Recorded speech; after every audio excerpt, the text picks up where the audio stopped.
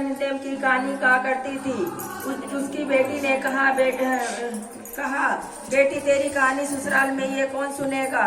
उस दिन उस जिद की और नितेम की कहानी कहने लगी। उसकी शादी हुई, ससुराल गई तो वह सबसे कहती कि मेरी कहानी सुन लो। और सब कुछ न कुछ बहाना बनाकर टाल देते, कोई ना कहानी सुन तो वह भूखी रहती। एक दिन पड़ोसन बोली कि मैं तेरी कहानी सुनूंगी। वह आती, कहानी सुनती तो वह खा लेती।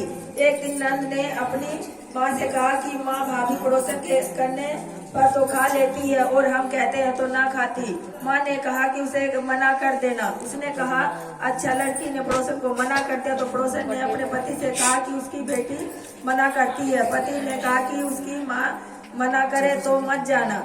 अगले दिन सास ने मना कर दिया तो पड़ोसन नहीं आए। बहू वही कहती कहानी कोई ना सुने तो वह नहीं खाती रहती। ससुर ने पूछा कि बहू कैसी है तो सास ने कहा कि अच्छी है, काम काज तो कर लेती है मगर खाना नहीं खाती। ससुर ने कहा कि बड़े घर की बेटी है, काम काज में थक जाती होगी, इससे काम मत कराया करो। लेकिन वह फिर भी नहीं खाती। धर्मराज का आसन डोलने लगा कि इस नगरी में ऐसा कौन है जो भोजन नहीं करता, उसे बुलाओ। शहर से मेहमान आया तो सास बोली कि मैं चलूं तो बहू ने कहा तुम्हें तो बहुत काम था, मैंने कहानी सुनने का समय नहीं था। जेठानी ने कहा तो कहने लगी कि तुम्हें तो मालिक का खाना बनाना था। नंद ने कहा तो कहने लगी तुम्हें तो गुड्डे गुड़ियों से खेलना था, इसी फुर्सत नहीं थी। पड़ोसन बोली कि मैं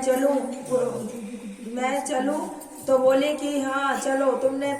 तुमने ही मेरी नितनेम की कहानी सुनी है। वह अपने मालिक के पास गई। मालिक बोला कि तू तो बड़ी भाग्यवान है जो जीते जी जा रही है।